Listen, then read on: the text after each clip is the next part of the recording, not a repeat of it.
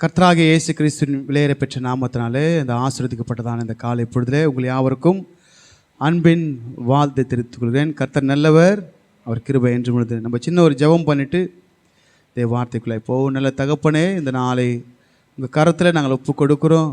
ஆண்டவரே, வந்திருக்கிற பிள்ளைகளை ஆண்டவரே அப்பா நீர் பொறுப்பெடுத்துக் கொள்ளுங்க. பேசுகிற அடியனை நீங்கள் பொறுப்பெடுத்துக் கொள்ளுங்க. ஆவியானவர் நீர் தாமே ஆண்டவரே உங்கள் வசனத்தின் மூலியமாக ஆண்டவரே விடுவிக்கும்படியாக ஒப்பு கொடுக்குறோம்ப்பா. கேட்கிற பிள்ளைகளையும் என்னையும் அப்பா உங்கள் கரத்துக்குள்ளாய் நீங்கள் மூடி மறைத்து கொள்ளுங்கப்பா. உங்கள் கரத்தில் ஒப்பு கொடுக்குறோம் இயேசுவின் நாமத்தில் பிதாவே, அல்லேலூயா. எத்தனை பேர் சந்தோஷமாக இருக்கிறீங்க? ஒருவேளை கஷ்டத்தோடு வந்திருப்போம். இங்கே நம்ம இந்த வாரம் முழுதுமாக எத்தனையோ ஃபேஸ் பண்ணியிருப்போம், எத்தனையோ பிரச்சனை பார்த்துருப்போம். ஆனால் நம்ம பிரச்சனையோடு கூட வரும்போது, நம்ம நெருக்கத்தில் வரும்போது கர்த்தர் என்ன பண்ணுவார்னா நம்மளை விசாலத்தில் நடக்க செய்வார். எப்பயுமே நம்ம பார்த்தீங்கன்னா பிரச்சனையோடு தான் வருவோம். பிரச்சனை இல்லாத மனுஷன் யாருமே இல்லை. ஆனால் தேவன் அந்த பிரச்சனை நடுவில் நம்மளை கொண்டு வந்திருக்காரு. அல்லேலூயா. சில பேர்லாம் வர முடியாமல் ஹாஸ்பிட்டலில் படுத்துட்டு இருக்கிறாங்க. உண்மை இல்லைங்களா? நிறைய வாட்டி சொல்லியிருக்கிறோம், உனக்கு வேலை இருந்தாலும் வேலை செய்கிறதுக்கு பலன் வேணும். ஆமாம் இல்லைங்களா? வேலை இருந்தால் போதுமா? பலன் வேணும்ல. கல்யாணம் ஆனால் போதுமா? குடும்பம் நடத்துறதுக்கு ஞானம் வேணும்ல. அப்போ பொதுவாகவே எல்லாவற்றிற்கும் தேவ கிருபை தேவைப்படுது நமக்கு. அப்போ தேவ கிருபை எங்கே கிடைக்குன்னா தேவனிடத்தில் மட்டும்தான் கிடைக்கும். அப்போ தேவனிடத்தில் நம்ம பெற்றுக்கொள்ளணும்னா நம்ம தனிப்பட்ட விதத்தில் தேவனிடத்தில் தேடணும். தேவன் சொன்ன விதமாக சபையிலும் வந்து நம்ம தேவனை ஒரு மனதோடு கூட ஆராதிக்கும்போது சிலதெல்லாம் நம்ம தனிப்பட்ட ஜெபத்தில் ஓடாது. சபையாக ஜெபிக்கும் பொழுது சத்ரு பிடரி அடித்து ஓடுவான். ஆமேன். அந்த வல்லமை இயேசுவுக்கு உண்டு. ஏன்னா 2-3 பேர் அவர் நாமத்தில் நம்ம கூடும்போது அங்கே கர்த்தர் இறங்குவாராம். கர்த்தர் வரும்போது அங்கே பெரிய விடுதலை உண்டு. ஆமேன். ஒருவேளை கட்டப்பட்ட நிலைமை பிரச்சனை வந்திருந்தால் இன்றைக்கி நான் விசுவாசிக்கிறேன், கர்த்தர் நம்ம விடுவிக்க அவர் வல்லவராக இருக்கிறாரு. ஆமேன். நம்ம கர்த்தரை ஸ்தோத்திரிக்கிறோம். நமக்கு நல்ல சுகம், பலன், ஆரோக்கியம், சமாதானம் இருந்தால் தான் இங்கே வர முடியும். ஒரு பிரச்சனை இருந்தாலும் வருவோம் வைங்களேன், வந்தாலும் சமாதானத்தை கர்த்தர் கொடுப்பாரு. கர்த்தர் நல்லவர். சரி, இன்றைக்கி நம்ம தியானிக்க இருக்க தேவ வார்த்தை தலைப்பு என்னென்னு பார்க்கும்போது, தேவன் சொன்னபடி செய்தார்கள். சரிங்களா? பொதுவாக ஆண் பெண். சரிங்களா? ஆனால் சொற்படி செய்தால் என்று பைபிள் ஒரு வசனம் இருக்குது. சொன்னபடி செய்தால் தலைப்பினது சொன்னபடி. யார் அவங்க சொன்னபடி செஞ்சது? இன்றைக்கி அதை தான் பார்க்க போகிறோம். அடுத்து சொன்னபடி செஞ்சவர் யார்? சரி, சொன்னபடி செய்ததால் அவங்களுக்கு என்ன பலன் கிடைச்சது? அவங்க என்ன நன்மையை பெற்றுக்கொண்டாங்க? அப்போ தேவன் சொன்னபடி நம்ம செய்யும்பொழுது எதையோ ஒன்று நாம் பெற்றுக்கொள்ள போகிறோம். எதையோ ஒன்று நம்ம இழக்கும்போது, ஏதோ ஒன்று நமக்கு குறைப்படும் போது, இயேசுவின் வார்த்தை நம்மை தேடி வரும்போது, இதை செய்யணும் தேவ ஆலோசனை வரும்போது நீ செய்யும்போது நன்மை அடைவாய். அல்லேலூயா. ஏன்னா தேவனுடைய வார்த்தை எங்கே விழாது? தரையில் விழாது. மழை எப்படி பூமியில் வந்து நினச்சி பயிர் விளைந்து அது பலன் கொடுத்து திரும்ப போகிறதோ, அப்படியாக இயேசுவின் வார்த்தை அவர் நினைக்கிறத செஞ்சுட்டு தான் போகும். ஆமேன். அல்லேலூயா. எத்தனை விசுவாசிக்கிறீங்க? ஏன்னா ஒரு வார்த்தைக்கு வல்லமை உண்டு, ஒரு வார்த்தைக்கு ஜீவன் உண்டு, அவர் வார்த்தைக்கு உயிர் இருக்குது. தெரியுங்களா? உயிர் இருக்குது. அந்த உயிருள்ள வார்த்தை நம்ம வாழ்க்கையில் அற்புதங்களை செய்யும். அல்லேலூயா. சரி, திருப்பி கொள்ளுங்க ஒரு வசனம். 1 ராஜாக்கள் 17ஆம் அதிகாரம் அதனுடைய 15ஆம் வசனம். அவள் போய் எலியாவின் சொற்படி செய்தால், எலியாவின் சொற்படி செய்தால் அவளும் இவனும் அவன் வீட்டார் அனைவரும் அநேக நாள் சாப்பிட்டார்கள். அல்லேலூயா. இப்போ எலியா வராரு. யார் வீட்டுக்கு? ஒரு விதவை வீட்டுக்கு எலியா வராரு. எலியாவா வரல, தேவன் அனுப்புகிறாரு. இன்றைக்கி இந்த வார்த்தை உங்களிடத்தில் வருது, ஏதோ வரல. தேவன் நேற்றைய முந்தின நாள்லேருந்து இந்த வார்த்தையை பேசு அப்படின்னாரு. சும்மா வார்த்தை வந்துடாதுங்க. அவர் பாதத்தில் உட்கார்ந்து அந்த வார்த்தையை பெற்றுக்கொண்டு அதை உங்களுக்கு கொடுக்கும்போது, அதை நீங்கள் ரிசீவ் பண்ணும்போது அதற்குரிய ஆசீர்வாதங்கள் உங்கள் மேலே வந்துடும். நம்ம எப்பயுமே ஆசீர்வாதமாக இருக்கணும். சொல்லுங்கள், நான் ஆசீர்வாதமாக இருக்கணும், நான் மற்றவர்களுக்கு வைக்கணும், நான் மற்றவங்கள்ட்ட கேட்கக்கூடாது. சொல்லுங்கள், நான் சொன்னீங்கன்னா அப்படியே செய்வார். என் கரம் மற்றவங்களுக்கு கொடுக்குற கரமாக இருக்கணும். அப்படியே கர்த்தர் நீங்கள் செய்யணும். நாங்கள் கேட்குற கரமாக இருக்கக்கூடாது, கொடுக்குற கரமாக இருக்கணும் அப்படின்னு கேளுங்க. கர்த்தர் அப்படியே செய்வார். இங்கே இந்த சம்பவம் உங்களுக்கு நல்லா தெரியும். எலியா தேவன் மேலே வைராக்கியமாக இருந்து 3.5 ஆண்டுகள் மழையும் பனியும் பெய்யாதுன்னு தேவ வைராக்கியத்தை சொல்லிட்டாரு. நான் என்ன சொல்கிறேன், தேவன் மேலே வைராக்கியமாக இருந்தேன்னா நம்மை நடத்த அவர் வல்லவராக இருக்கிறாரு. மற்ற அநேகருக்கு குறைவுபட்டாலும் மற்றவருக்கு இல்லாமல் போனாலும் நமக்கு கர்த்தர் ஏற்படுத்துவார். நம்மை வைத்து மற்றவர்களை போஷிப்பார், நம்மை வைத்து மற்றவர்களை ஆசீர்வதிப்பார். அல்லேலூயா. இங்கே நம்ம உங்களெல்லாம் தெரியும், ஒரு விதவையின் வீட்டுக்கு எலியா வராரு. முதல்ல எங்கே இருந்தார்? கேரி தாற்றில் இருந்தார். அங்கே இருக்கிற தண்ணியை குடித்தார். என்ன பாருங்க, தேவனை நம்புகிறவன் ஒரு நாளும் வெட்கப்பட்டு போனதாய் சரித்திரமே இல்லை. நீ அவரை நம்பினியா? அவரை நம்பினோர் ஒரு நாளும் உன் ஜீவ நாட்களில் நீங்கள் வெட்கப்பட்டு போக மாட்டீங்க. சில சூழ்நிலை பிசாசு உங்களை வெட்கப்படுத்துகிற மாதிரி தோணும், ஆனால் அது வெட்கம் இல்லை. கர்த்தர் நமக்கு ஜெயத்தை கொடுப்பாரு. ஏன்னா நம்ம அவரை நம்பியிருக்கிறோம். ஆமென். எலியா வைராக்கியத்தில் சொல்லிட்டாரு. கேரி தாற்றண்டையில் காகங்களை வச்சு ராஜாக்கள் உண்கிற ஆகாரத்தில் கர்த்தர் போஷித்தாரு. அந்த நதியின் தண்ணீர் வற்றி போனது. அடுத்த சம்பவம் நடக்குது. நீ ஒரு விதவை வீட்டுக்கு போ, அந்த விதவைக்கு நான் கட்டளை ஈட்டிருக்கிறேன். யார் கட்டளிருக்காராம்? கர்த்தர் கட்டளையிட்டிருக்கிறாராம். எந்த விதவைன்னு யாருக்கு தெரியாது? எலியாவுக்கு தெரியாது, ஆனால் தேவனுக்கு தெரியும். எந்த வீட்டில் ஒரு கைப்பிடி மாவு இருக்குன்னு தேவனுக்கு தெரியும். எந்த வீட்டில் கொஞ்சோண்டு எண்ணெய் இருக்குன்னு தேவனுக்கு தெரியும். எந்த வீட்டில் இருக்கிற பெண் 2 விறகை பொறுக்க வருவாங்கன்னு தேவனுக்கு தெரியும். நீங்கள் என்ன நிலையில் வந்திருக்குன்னு தேவனுக்கு தெரியும். ஒருவேளை எனக்கு தெரியாமல் இருந்தாலும் தேவனுக்கு தெரியும். அல்லேலூயா. உங்கள் தேவைகளை சந்திக்க தேவன் வல்லவராக இருக்கார். அப்போ அந்த தேவைகளை நான் பெற்றுக்கொள்ளணும். நான் ஒரு சில காரியங்களை செய்யணும். என்ன செய்யணும்? அவர் சொற்படி கேட்கணும். ஏதோ நம்ம வசனத்தை கேட்டுட்டு இந்த காதில் வாங்கி இந்த காதில் விட்டு போனால் வசனம் கிரியை செய்யாது போல் உன் வாழ்க்கையில் அது பலன் கொடுக்காமல் அப்படியே வீணாக போயிடும். ஆனால் நீ வசனத்தை கப்புன்னு பிடிச்சிட்டனா நீ குப்புன்னு எறிவ. நீ கப்புன்னு பிடிச்சா குப்புன்னு எறிவ.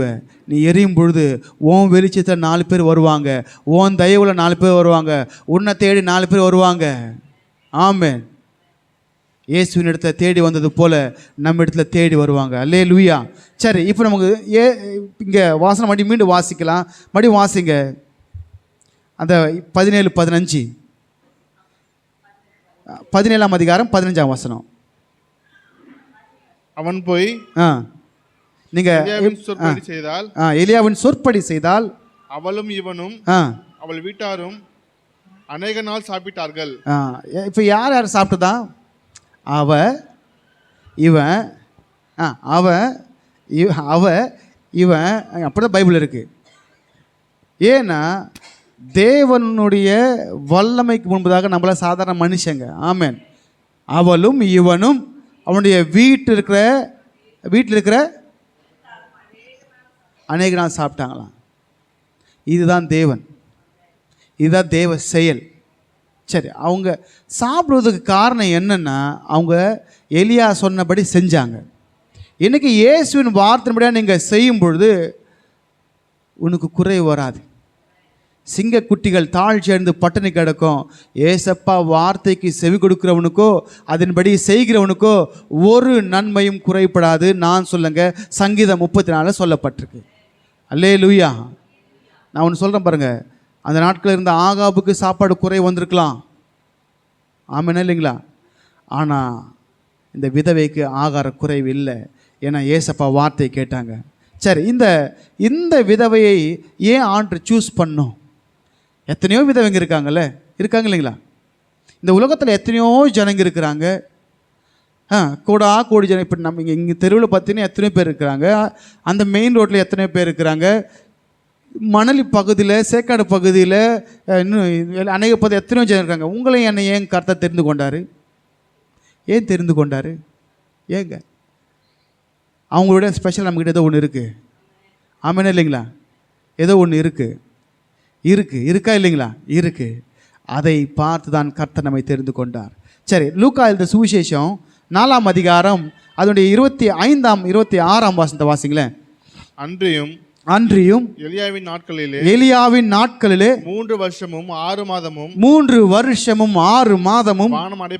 வானம் அடைப்பட்டு தேசமெங்கும் மிகுந்த பஞ்சம் உண்டாயிருந்த மிகுந்த சாதாரண பஞ்சம் இல்லைங்க, மிகுந்த பஞ்சம் உண்டாயிற்று. இஸ்ரவேலுக்குள்ளே அநேக விதவைகளும் இருந்தார்கள். இஸ்ரேலுக்குள்ள எத்தனையோ விதவைங்க இருந்தாங்க. ஆயினும் ஏலியா ஆ சீதோன் நாட்டினில் சாரபேத் ஊரில் இருந்த ஒரு விதவின் இடத்திற்கு அனுப்பப்பட்டவன் இல்லாமல் மற்றொரு இடத்திற்கு அனுப்பப்படவில்லை. ஏன் அந்த வார்த்தையை அங்கே ஆணித்தனமா இயேசுப்பா பேச தெரியுங்களா? அங்கே உட்கார்ந்தவங்க யாரும் இயேசுப்பா வார்த்தையை அக்செப்ட் பண்ணல. அக்செப்ட் பண்ணதால கோவம் வந்துச்சு அவருக்கு. ஏன்னா நீங்கள் இப்படி தான் பண்ணுவீங்க எப்பயுமே, நீ வார்த்தையே கேட்கல, அதனால் வார்த்தை கேட்குறவங்கிட்ட என் பலனை அனுப்புவேன். ஆமானே இல்லைங்களா? அதுதான் கோபம் இருக்குது.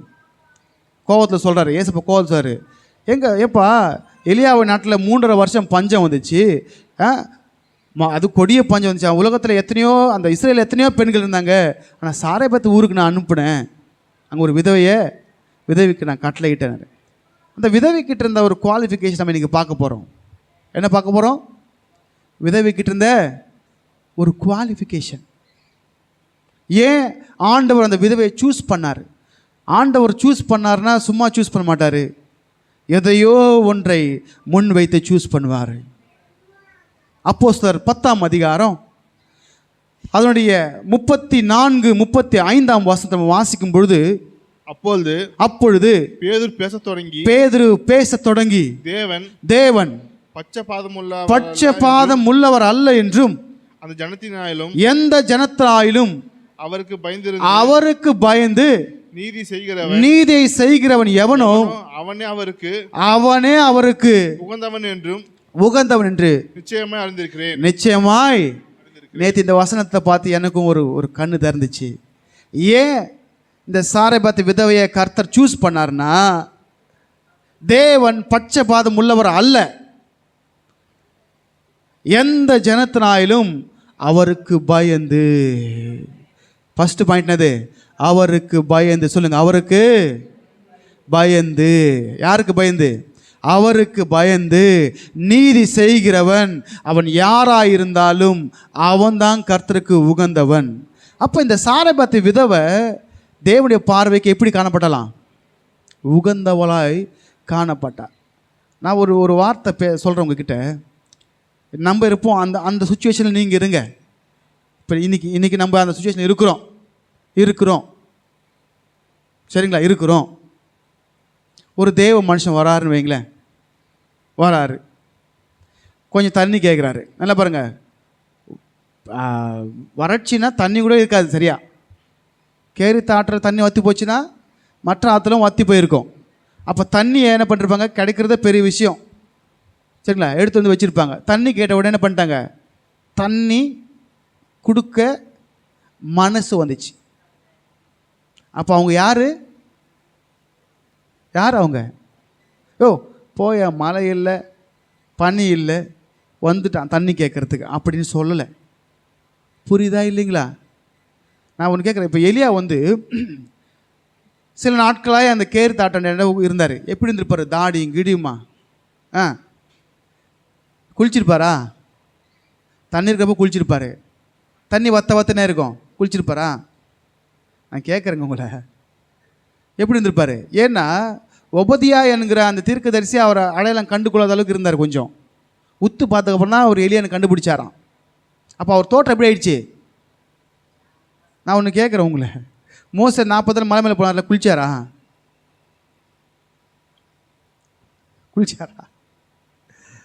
இதெல்லாம் யோசிக்கிறோம் நம்ம. சரி, அப்போ இவர் அங்கே என்ன ஒளிந்து கொண்டு இருந்தார். ஆகாபு கொண்டு போட்டுருவான்னு சொல்லிட்டு ஒளிந்து கொண்டு இருந்த பொழுது ஒளிந்து கொண்டு அப்புறம் தேவ வார்த்தை இப்போ சாரேபாத்து விதவைக்கிட்ட வந்தார். எப்படி வந்திருப்பார்? அவர் ஒரு மாதிரி தான் இருந்திருப்பார். ஆனால் அவர் உடுத்திருந்த வஸ்திரம் நல்லா தெரியும் அவங்களுக்கு, அவர் ஒரு தீர்க்க தரிசி என்று. அல்லேலூயா! அவர் ஒரு தீர்க்க தரிசி என்று நல்லா தெரியும். ஏன்னா தீர்க்க தரிசி தேவ மனுஷனுக்கு எதையாகிலும் கொடுக்குன்ற அந்த நாட்களில் இருக்குது. சவுல் கழுதையை தேட்டு போனப்போ சாமுவேலுக்கு எதையாவது கொடுக்க ஒன்றுமே இல்லை, எல்லாம் காலி ஆயிடுச்சு, கால் சேக்கல் வெள்ளி இருக்குன்னு எடுத்து போய் கொடுக்க போனாங்களா இல்லைங்களா? கொடுக்குறதால என்ன லாபம் பண்ணுறீங்களா? நான் அடுத்து உங்களுக்கு சொல்கிறேன். சரி, இப்போ இங்கே சொல்லப்பட்டிருக்க எந்த ஜனத்தாலும் அவருக்கு பயந்து நீதியை செய்கிற எவனோ அவரே அவனுக்கு உகந்தவன். தண்ணி கேட்டார், கொடுத்தாங்க. கொஞ்சம் அப்பத்தை வரும்போது ஒரு சின்ன ஒரு அடையை எடுத்துகிட்டு வா அப்படின்னு கேட்கும்போது அந்த அம்மா சொல்கிறாங்க, என்ன சொல்கிறாங்க, ஒரு கைப்பிடி. ஒரு கைப்பிடினா இவ்வளவா இவ்வளவா? நான் கேட்குறேன், ஒரு கைப்பிடினா இவ்வளவா இவ்வளவா?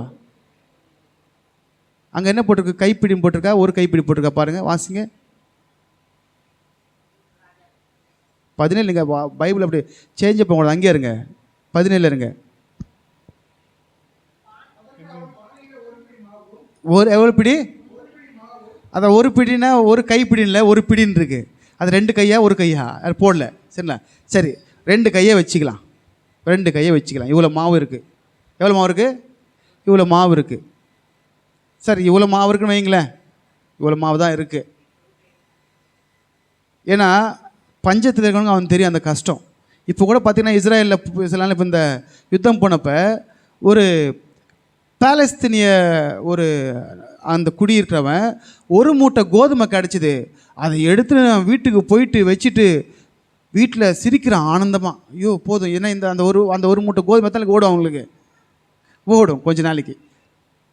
புரிதலைங்களா? அப்போ இந்த கைப்பிடி தான் இருக்குது, 2 விறகு பொறுக்கிறேன், இதை சாப்பிட்டுட்டு நான் என் பையன் சாப்பிட்டுட்டு செத்து போயிடுறேன் அப்படின்னு சொன்னாங்க. உண்மையாக இல்லைங்களா? ஒரு கைப்பிடி மாவு. நம்ம இருந்தால் என்ன பண்ணியிருப்போம்? ஆடை கேட்டுருந்தா சொல்லுங்கள். நம்ம இருந்தால் என்ன பண்ணியிருப்போம்? நம்ம நல்லவங்க சொல்லுங்கள். நான் சொல்கிறதெல்லாம் அப்படி அந்த பக்கம் இருக்கிறவங்க, சேக்காடு பெரிய சேக்காடு, பெரிய சேக்காடில் சேக்காடு பெரிய தோப்பு எங்கேயோ இருக்கிறவங்க அப்படி செய்வாங்க. நம்ம கொடுத்துருவோம். சொல்லுங்கள், நான் கொடுத்துருவேன். சொல்லுங்கள், வரல வாயில் வார்த்தை கொடுக்க மாட்டிங்களா? என்ன கொடுக்க மாட்டிங்களா? இந்த அம்மா கொடுத்தாங்க. நான் என்ன சொல்கிறேன்னா, கொடுத்ததால உனக்கு குறைய போகிறது இல்லை. உண்மையாக இல்லைங்களா? கொடுக்குறதால உனக்கு குறைஞ்சா போகுது, ஒரு குறைவு இல்லைங்க. அந்த மனசு தான். ஆயினும் நீ முதல்ல மாவை பெசப்போ, ஒரு வீட்டு எதுவுமே இல்லை, பிசைஞ்சிட்டு சின்னதாக முதல்ல எனக்கு கொடு. ஆண்டவர் சொல்கிறாரு, பாருங்க, ஆண்டவர் சொல்கிறாரு, உன்னை பஞ்சகாலம் வரைக்கும் போஷிக்கிறேன்னு சொன்னார். அப்படின்னு விசுவாசம் வந்துச்சு பாருங்களேன். அவர் வந்தார் பேசுகிறாரு, அவர் வந்தார் பேசுகிறாரு. இப்போ நம்பினது யார்? வேறு வேலையே இல்லையா? இவ்வளோ கஷ்டத்தில் இவ்வளோ பஞ்சம் போயிட்டு, என்ன சொல்கிற ஒரு வார்த்தைக்கு அந்த எலியாவை பார்த்து அவங்க சொல்லலை.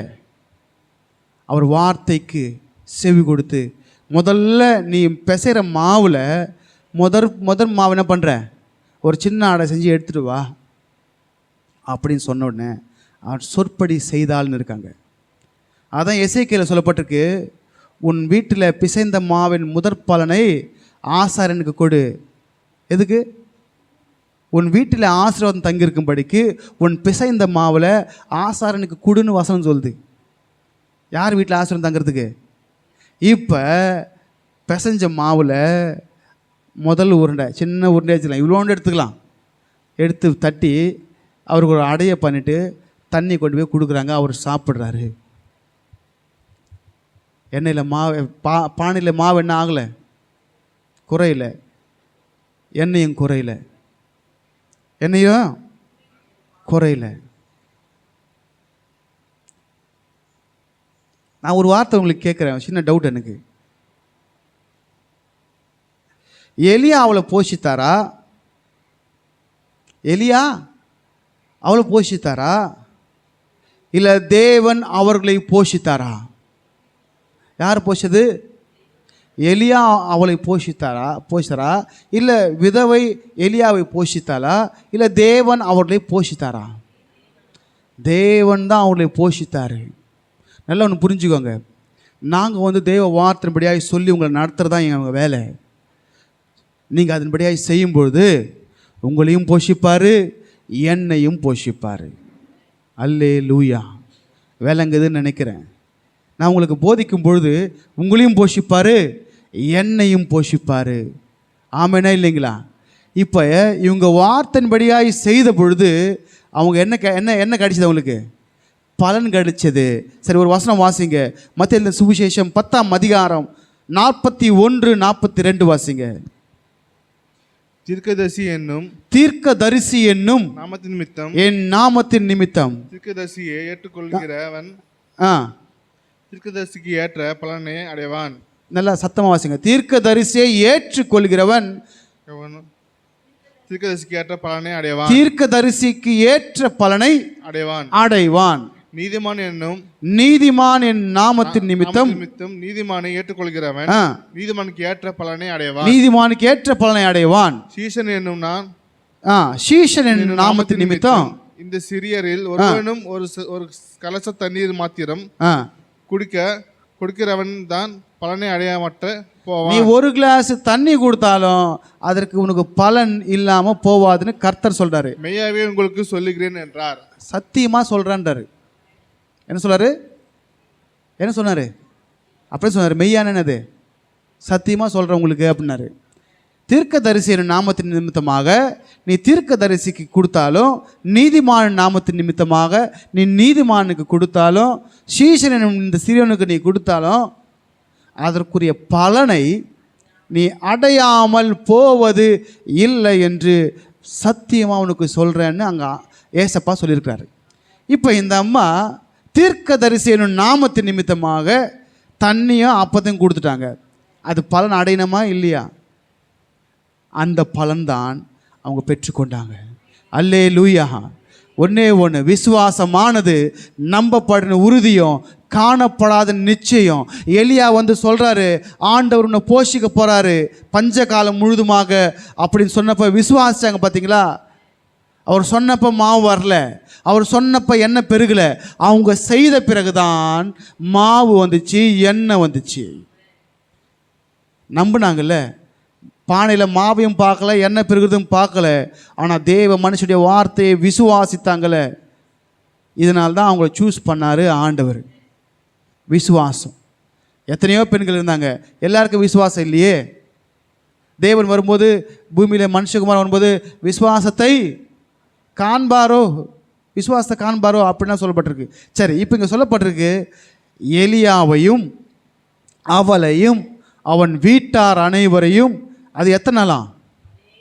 அநேக நாள் என்று சொல்லப்பட்டிருக்கு. கிட்டத்தட்ட 5 நாட்கள் முடிகிற வரைக்கும் தேவன் அந்த அந்த குடும்பத்தை போஷித்தார். சரி, நான் ஒன்று கேட்குறேன், இப்போ லாபம் அடைஞ்சது எலியாவா அந்த விதவையா? எலியாவா விதவையா? எலியா பாவம் ஒரு ஆளுங்க, விதவை, அவன் மக, அவங்க சொந்தக்காரங்க. யார் யார் ஜாஸ்தி கூட்டம்? யார்? அப்போ பலன் அணிஞ்சது யார்? அந்த விதவை. எலியா ஒரு ஆள் தான்.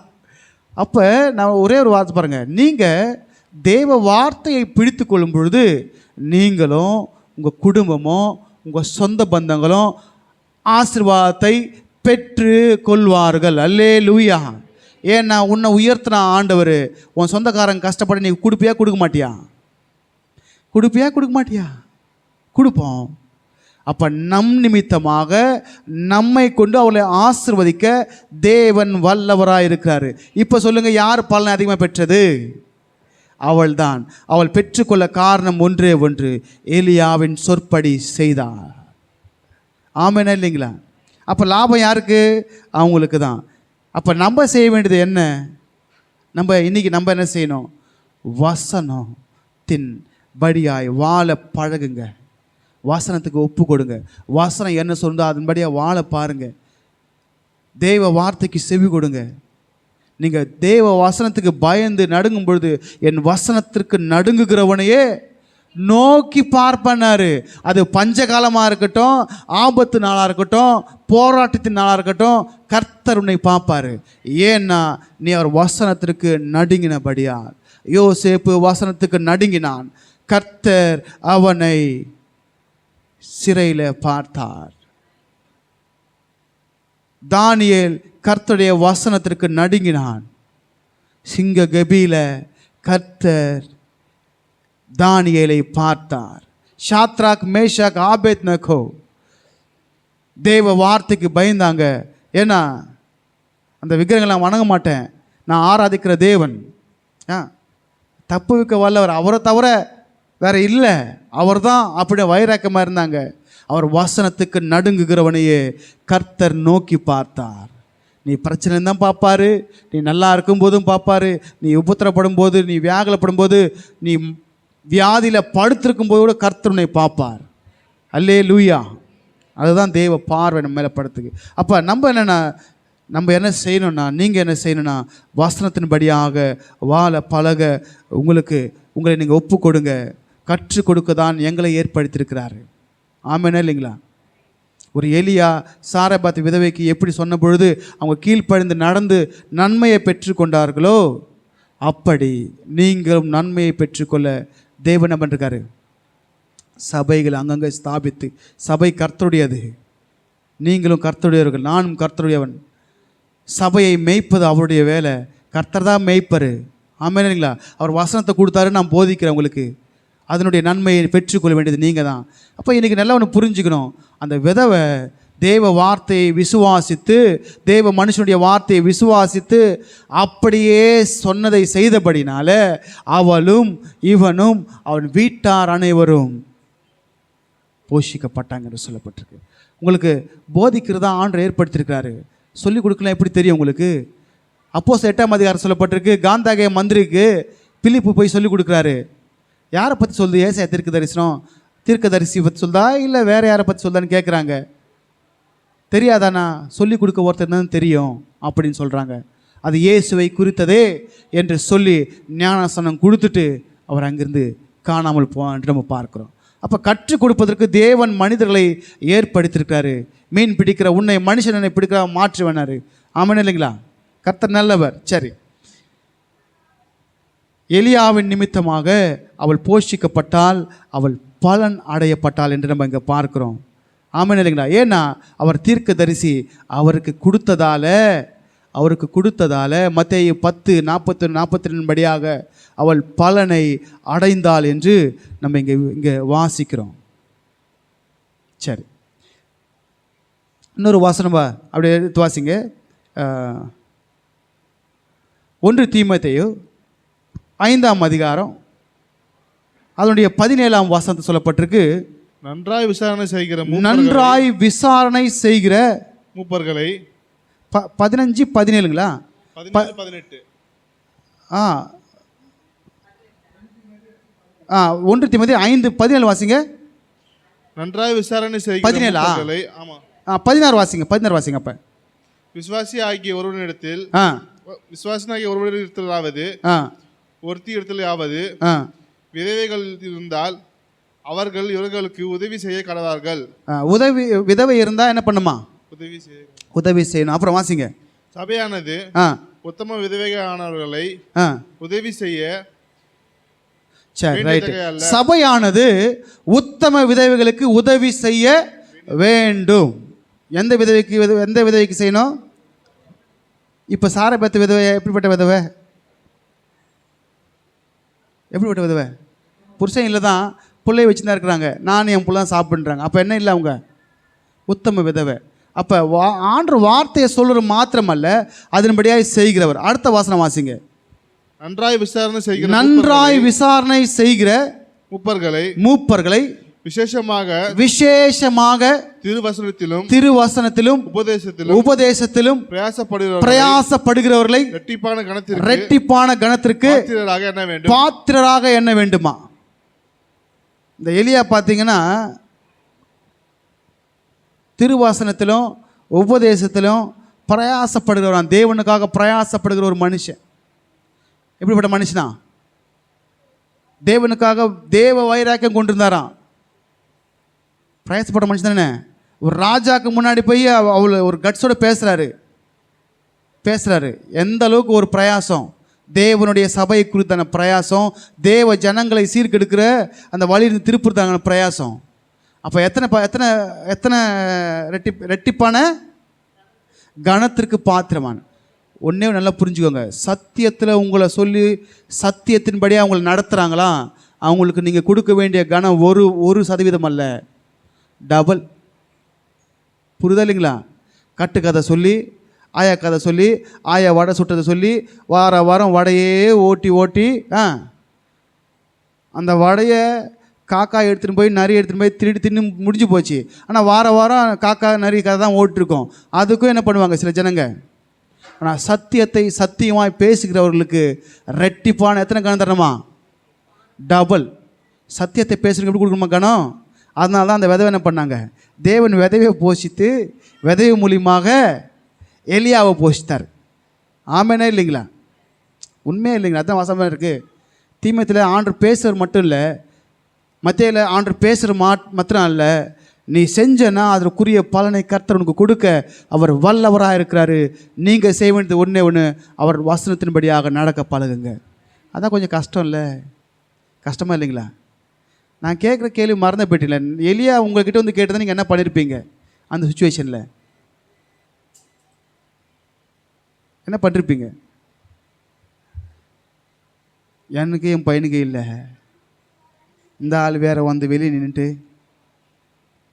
ஒரு ஆடை எடுத்துருமான்னு சொல்கிறான் அப்படின்னு வசனம் தெரியாது சொல்லுவான். நீங்கள் சொல்ல மாட்டீங்க.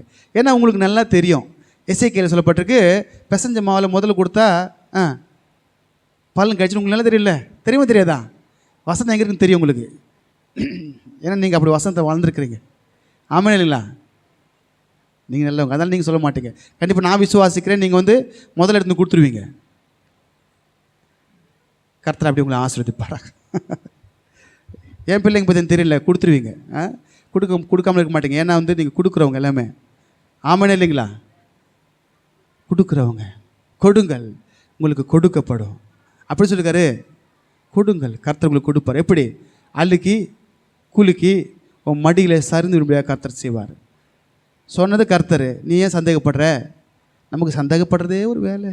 சந்தேகப்படாத, கர்த்தர் சொன்னதை செய், அவர் உனக்கு சொன்னதை செய்வார். ஆமென். அவர் நேற்றும் இன்றும் என்றும் மாறாதவர். சரி, இங்கே சொல்லப்பட்டிருக்கு உத்தம விதவைகளை சபையானது போஷிக்க வேண்டும் என்று சொல்லப்பட்டிருக்கு. நன்றாய் விசாரணை செய்கிற ஊழியக்காரன் எத்தனை இரட்டிப்பான கனத்திற்கு பாத்திரனாக இருக்கிறான். ஆமென். சரி, இப்போ நான் ஒரு வார்த்தை கேட்குறேன். எலியா எங்கே இருந்தார்? எலியா அந்த வீட்டில், அந்த விதவை வீட்டிலே இருந்தார். விதவை வீட்டிலே இருந்தார். என்ன பண்ணிருப்பார்? நெடுநாளாக அந்த விதவை வீட்டில் இருந்தார். என்ன பண்ணியிருப்பார் நினைக்கிறீங்க? என்ன பண்ணிருப்பார்? தேவ வார்த்தையை போதிச்சிருப்பார். அந்த குடும்பத்திற்காக ஜெபம் பண்ணியிருப்பார். ஆமெனா இல்லைங்களா? நிறைய தேவ மனுஷன் ஒரு இடத்துல இருந்தாருன்னா அவர் தேவ வார்த்தை தான் போதிப்பார், ஜெபிச்சிருப்பார். இங்கே நம்ம ஒரு சம்பவத்தை பார்க்குறோம். அந்த விதவினுடைய மகன் இறந்த பொழுது, இறந்துட்டான்ல, அப்போ எலியா என்ன பண்ணார்? ஜெபம் பண்ணார். அங்கே ஒரு வாசனை வாசிங்க. 1 ராஜாக்கள் 17:20 வாசிங்க. 1 ராஜாக்கள் 17ஆம் அதிகாரம். நான் வெளியே எங்கேயும் போல, அங்கே இருக்கேன், வாசிங்க. 1 ராஜாக்கள் 17:20. நீங்கள் அடுத்தடுத்து என்ன பண்ணணும், நீங்கள் டக்குன்னு அதுக்கு வந்துருங்க. சரிங்களா? கர்த்தாவே, நான் தங்கி இருக்கிற இடம் கொடுத்து இந்த விதவையின் மகனை சாக பண்ணினா அவளுக்கு துக்கத்தை வருந்தீரோ என்று கர்த்தரை நோக்கி கூப்பிட்டு படிங்க. அந்த பிள்ளையின் மேல் சரி, இப்போ அவர் என்ன பண்ணுறாரு? ஜெபம் பண்ணுறாரு. என்ன ஜெபம் பண்ணுறாரு? மறுபடியும் வாசிங்க வசனத்தை.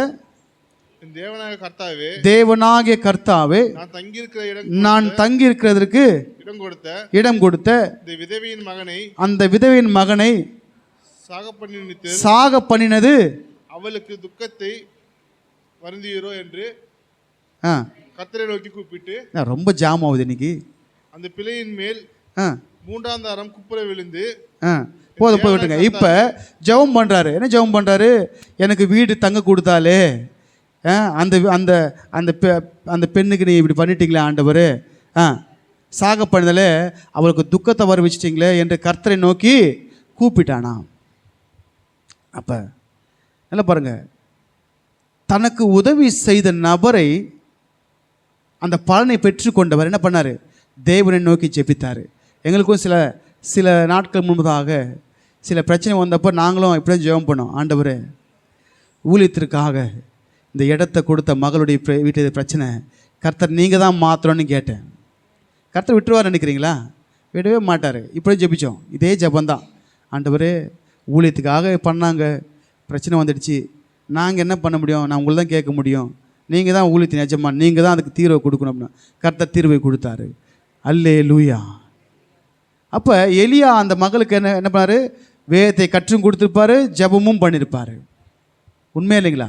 சரி, அப்போ இவங்க எல்லாவற்றையும் பலனை பெற்றுக்கொண்டாங்க. யார் மூலியமான?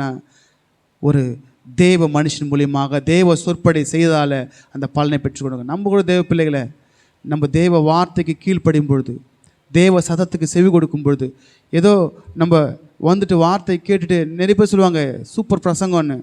சூப்பர் பிரசங்கம்னு சொல்கிறதால ஒன்றும் நடக்க போகிறதில்ல. அந்த பிரசங்கத்தின்படியாக உபதேசத்தின்படி நடக்கும்போது தான் நமக்கு லாபம். எவ்வளோ பெரிய மெகா சர்ச்சுக்கு போயிட்டு மெகா சர்ச்சில் உட்காந்து பிரசங்கம் சூப்பர்னு சொல்கிறது பெருசு இல்லைங்க. குடிசையாக இருந்தாலும் நீ அங்கே அடக்கமாய் ஒடுக்கமாய் உட்காந்து தேவ சத்தத்திற்கு நீ செவி கொடுத்து அதன்படியே அதை பிடித்து கொண்டு நீ நடக்கும் பொழுதாங்க உனக்கு லாபம். நீ மெகா சர்ச்சில் இருந்து கும்பலோடு கும்பலாக இருந்துட்டு கூட நம்ம நோ யூஸ். தேவ வசனத்தின்படியாக செய்யும் பொழுதுதான் அதற்குரிய பலனை நம்ம பெற்றுக்கொள்வோம். அல்லேலூயா. சரி, அடுத்ததாக பார்க்கும்போது கொர்நேலியை நம்ம பார்க்குறோம். கொர்நேலியுடைய வீட்டில் தேவதூதன் நம்ம பாருங்க. அதே தான் கொர்நேலியை பார்த்தீங்கன்னா 10ஆம் அதிகாரம், அப்போஸ்தலர் 10ஆம் அதிகாரம் 35ஆம் வசனம். சீக்கிரமா அப்போஸ்தலர் 10:35. எந்த ஜனத்தினாலும் அவருக்கு பயந்திருந்த நீதியை செய்கிறவன் எவனோ அவனே அவருக்கு உகந்தவன் என்று நிச்சயமாய் அறிந்திருக்கிறேன். Right, okay. இப்போ இந்த கொர்நேலியும் பார்த்தீங்கன்னா 10ஆம் அதிகாரம் 1-2 வசனங்களில் பார்த்தீங்கன்னா அவன் தேவனுக்கு பயந்தவனும் மிகுந்த தான தர்மமும் செய்தவன் இங்கே சொல்லப்பட்டிருக்கு. ஜெபம் பண்ணுறவன் சொல்லிட்டு. ஆனால் அவன் யாருக்கிட்ட ஜெபம் பண்ணுறான், யாருக்கிட்ட வேண்டுதல் செய்கிறான்னா ஏசப்பா கிட்ட இல்லை, யாருக்கிட்டேயோ. ஆனால் என்ன இருக்குது? அவனுக்கு தேவ பயம் இருக்குது. இப்படிப்பட்ட நபர்களை தேவன் சூஸ் பண்ணுவார். ஆமென். சூஸ் பண்ணி தேவ தூதன் வந்து தனக்கு சொல்கிற பேதுருன்னு ஒரு மனுஷன் இருப்பான், அவனை அழைப்பி அவன் உனக்கு தேவ வசனத்தை சொல்லுவான், நீயும் உன் குடும்பம் ரட்சிக்கப்படும் அப்படின்னு சொன்ன உடனே தாமதமின்றி கொர்நேலியு தன் வீட்டில் இருக்கிற எத்தனை பேர் அனுப்புனார்? 3 பேர் அனுப்புனார். வாசிங்க 10ஆம் அதிகாரம் 5ஆம் வசனம் பாருங்க. 10:5 வாசிங்க. இப்பொழுது நீ யோப்பா பட்டணத்துக்கு மனுஷரை அனுப்பி பேதுரு என்று மறுபேர் கொண்ட சீமோனை அழைப்பி அவன் தோல் 18 இருக்கிற சீமோனுடைய வீட்டில் இருக்கிறான், தங்கியிருக்கிறான். அவனுடைய வீடு கடலோரத்தில் இருக்கிறது. அடுத்த வசனம் வாசிங்க. 3 பேர் அனுப்புறார், அது வாசிங்க. கொர்நேலியு தன்னுடைய பேசிய தேவதூதன் போன பின்பு தன் வீட்டு மனுஷனை 2 பேரையும் தன்னிடத்தில் சேவிக்கிற வாசிங்க 7 தான் வாசிங்க. போர் சேவகர்கள் தேவ பக்தி உள்ள ஒருவனையும் அழைத்து. யார் அனுப்புனாரு? 2 பேர் ப்ளஸ் தேவ பக்தி உள்ளவன். யாரை அனுப்பணுன்றது வைஸாக சூஸ் பண்ணோம். தேவ பக்தி உள்ள அனுப்புனா தான் தேவ பக்திக்குரிய காரியத்தை பண்ணுவான். இப்போ சபையில் கூட சர்ச்சு கூட பார்த்தீங்கன்னா எல்லாருக்கிட்டே எல்லாம் சொல்ல முடியாதுல்ல, சொல்ல முடியுமா? யார் தேவ பக்தியாக இருக்கிறாங்களோ, யார் தேவனுக்காக பிரயாசப்படுறாங்களோ, யார் தேவனுக்காக வைராக்கமாக இருக்கலாம், அவங்ககிட்ட தான் எல்லாத்தையும் சொல்ல முடியும். புரியுதுங்களா? மற்றவங்களுக்கு சொன்னால் அது தேவ காரியம் அவங்களுக்கு அசட்டையாக தோணும். சரிங்களா? அப்போ சொல்லி அனுப்புகிறாரு. இங்கே தான் வாய்ஸ். அவர் கொர்நேலியு பார்த்தீங்கன்னா தேவ தூதன் தனக்கு சொன்னபடியே ஆட்களை அனுப்பி 3 பேர், அதில் ஒருத்தன் தேவ பக்தி உள்ளவன், அனுப்பி பேதுருவை அழைப்பிக்கிறேன். நான் என்ன சொல்கிறேன்? சொன்னபடி செய்ய வேண்டியது நம்ம வேலை, ரட்சிக்க வேண்டியது கர்த்தருடைய வேலை. இங்கேயும் நான் வரேன், உங்கள் பாயிண்ட்டுக்கு வரேன். பலன் அடைந்தது பேதுருவா இல்லை கொர்நேலியு? அதிகமாக பேதுரு வந்தார். ஒரு 6 பேர் கூட தான் வந்தார். எத்தனை பேர் கூட வந்தார்? நான் சுருக்கம் சொல்லி முடிச்சிடறேன். 6 பேர் கூட தான் வந்தார். சரிங்களா? 6 பேர் கூட வந்தார். ஆனால் கொர்நேலியு பார்த்தீங்கன்னா, கொர்நேலியு அவன் குடும்பம், அவன் உறவினர், ஸ்பெஷல் ஃப்ரெண்டு, ஒரு கூட்டமே பேதுரு உள்ள என்ட்ரி கொடுக்கும்போது ஒரு பெரிய கூட்டம் உட்காந்துருக்காங்க. எவ்வளோ கூட்டம்? பெரிய கூட்டம் உட்காந்துருக்கு. அப்போ நான் கேட்குறேன், இதில் பலன் அணிஞ்சது பேதுருவா கொர்நேலியு? கொர்நேலியு தான் அங்கே பலன் அணிஞ்சார். அந்த பலனடைய காரணம் தெரியுங்களா? தேவ தூதன் தனக்கு சொன்ன பிறகு தாமதமின்றி கடகடன்னு ஆள் அனுப்பி பேதுருவை அழைப்பித்து அந்த ஜீவ வார்த்தைகளை, ஜீவ வசனத்தை கேட்ட பொழுது அவனும் அவன் வீட்டாரும் அவன் சொந்த பந்தங்களும் அவன் ஸ்பெஷல் ஃப்ரெண்ட்ஸ் எல்லாருமே என்ன பண்ணாங்க? பரிசுத்த ஆவியின் வல்லமை பெற்றுக்கொண்டு பற்பல பாஷையில் பேசி ஞானஸ்தானம் பெற்று ரட்சிக்கப்பட்டாங்கன்னு வேதம் சொல்லுது. அல்லேலூயா.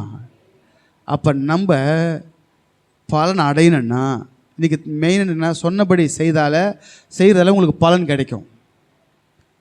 சொன்னதை இந்த காதில் வாங்கி இந்த காதில் விட்டுட்டு இல்லை வாசப்படி தாண்டி மறந்து போயிட்டீங்கன்னா ஒரு பலன் கொடுக்காது. ஏன்னா பிசாசை திருட பார்ப்பான் அவங்க வீட்டு இந்த வசனத்தை. ஆனால் நீ என்ன பண்ண, வீட்டுக்கு போனேன் இன்றைக்கி சொன்ன வசனம்லாம் மறுபடியும் எழுதி வச்சுருப்பீங்க, நான் விசுவாசிக்கல, ஞாபகம் இருக்கும். வீட்டில் போய் மறுபடியும் என்ன பண்ணோம், சரி படிக்க தெரியாதவங்க நான் வந்துடுறேன். எலியா சொன்னதை சாரை பார்த்து விதவை செஞ்சாங்க, பலனை அடைஞ்சாங்க. ஏறிச்சா மண்டியில்? தேவதூதன் சொன்னார், கொர்நேலியை செஞ்சார், ரட்சிக்கப்பட்டார். ஏறிச்சா? இது சுருக்கம். நீ பைபிளை திறந்து விரிவாக வாசிக்கிறவங்க வாசிங்க, புரியாதவங்களுக்கு சொல்கிறேன். அப்போ பலனை அடைய என்ன செய்யணும்னா ஒன்றே ஒன்று, தேவ வார்த்தைக்கு நீ செவி கொடுக்கணும். இது இந்த அப்போஸ்தலர் 10ஆம் அதிகாரம் கடைசி வாசத்தை நம்ம வாசிக்கும் போது லாஸ்ட் வாசனம் வாசிங்களேன், 48 வாசிங்களேன். கர்த்தருடைய நாமத்தினாலே அவர்களுக்கு ஞானஸ்நானம் கொடுக்கும்படி கட்டளையிட்டான். அப்பொழுது சில நாள் அங்கே தங்கும்படி அவனை வேண்டிக் கொண்டார்கள். நீ என்ன பண்ணாங்களாம், வேண்டிக் கொண்டாங்களாம். ஏன்னா அந்த மனுஷனுக்கு தெரியும், தேவ மனுஷங்க அனாவசியமாக ஒருத்தவங்க வீட்டுக்கு வரமாட்டாங்க, அடிக்கடி வந்து நிற்க மாட்டாங்க. சில பேர் இருக்கிறாங்க, அது அது வேறு கேட்டகரி. சில பேர் வரவே மாட்டாங்க, நீங்கள் கூப்பிட்டா தான் வருவாங்க ஜெபத்துக்கு கூட. நீங்கள் வருந்தி நீங்கள் இருங்கன்னு கேட்டாங்க. ஏன்னா நல்லா தெரியும் அவன் தேவனுக்கு பயந்தவன், தேவ பக்தி உள்ளவன். தேவ மனுஷனுடைய வார்த்தை நம்ம கேட்கும்போது நமக்கு என்ன கிடைக்கும், ரட்சிப்பும் நன்மையும் கிடைக்கணும். அநேக நாள் அவங்க வீட்டில் இருந்ததால் யாருக்கு லாபம்ன்றீங்க? யாருக்கு லாபம்? கொர்நேலியுக்கு லாபங்க. சொல்லுங்கள். இப்போ நான் சொல்கிறேன், எனக்கு லாபமா உங்களுக்கு லாபமா? சொல்லுங்கள். எனக்கு லாபம். சொல்லுங்கள், யாருக்கு லாபம்? வசனத்தை நான் உங்கள்கிட்ட கொடுத்துட்டேன், நீங்கள் அதுபடியே செய்யணும். செஞ்சால் யாருக்கு லாபம்? சத்தமாக எனக்கு கேட்கல. நீங்கள் வசனத்தின்படியாக வாழ்ந்தீங்கன்னா, சத்தியத்தின்படியாக வாழ்ந்தீங்கன்னா, நான் இப்போ சொல்கிறேன், தேவ சமூகத்தில் நின்று அவர் பலிபடுத்தான் என்று சொல்கிறேன், பிரியமானவனே, உன் ஆத்மா வாழ்கிறது போல நீ எல்லாவற்றிலும் வாழ்ந்து சுகமாக இருக்கும்படி வேண்டுகிறேன் என்று யோவான் சொன்னது போல் சொல்கிறேன். ஏன்னா அந்த மனுஷன் யார்? காயு என்ன பண்ணார்? சத்தியத்தின்படியாக நடந்ததால் இவர் சந்தோஷப்பட்டு அப்படியாய் வாழ்த்தினார். அல்லேலூயா. சீசனுக்கு நாமத்தின் நிமித்தமாக கொர்நேலியவே நீ ஒரு கிளாஸ் தண்ணி கொடுத்தாலும் அதற்குரிய பலனை நீ பெற்றுக்கொள்வே. ஆமென் இல்லைங்களா? அநேக நாள் சாப்பிட்டாங்கன்னா இவன் அநேக நாள் ஆசீர்வாதமாக இருந்திருப்பான். அல்லேலூயா. அதனால் தேவ வார்த்தை பிடித்து கொள்ளுங்க, தாமதம் பண்ணாதீங்க. தேவ வருகைக்காக ஆயத்தப்படுங்க. உங்கள் வாழ்க்கையில் நன்மை நடக்கணுமா, நீங்கள் நன்மை பெற்றுக்கொள்ளமா, நீங்கள் செய்ய வேண்டியது ஒன்றே ஒன்று, அவர் சொற்படி செய்யுங்க. நன்மையை பெற்றுக்கொள்ளுங்க, நன்மையை சுதந்திரத்துக் கொள்ளுங்க, தேவ ஆசீர்வாதத்தை பெற்றுக்கொள்ளுங்க. சங்கீதம் 128 சொல்லப்பட்டிருக்கு, கர்த்தருக்கு பயப்படுகிற மனுஷன் இவ்விதமாய் ஆசீர்வதிக்கப்பட்டிருப்பான்னு சொல்லப்பட்டிருக்கு. நீ வசனத்துக்கு பயப்படு, வசனத்துக்கு நடுங்கு, கர்த்தர் உன்னை எல்லா சூழலையும் பார்ப்பார். தானியேலை மட்டும்தான் பார்ப்பாரா? உன்னையும் பார்ப்பார், எல்லாரையும் பார்க்க. வசனத்துக்கு நடுங்குங்க, வசனப்படியாக வாழுங்க. கர்த்தர் உங்களை ஆசீர்வதித்து உங்களை உயர்த்தி மேன்மையான ஸ்தானத்தில் வைக்க அவர் வல்லவராக இருக்கிறாரு. கர்த்தர் உங்களை ஆசீர்வதிப்பாராக. ஆமென். அல்லேலூயா. புரிஞ்சிருக்கும் நினைக்கிற. ஸ்தோத்திரம்.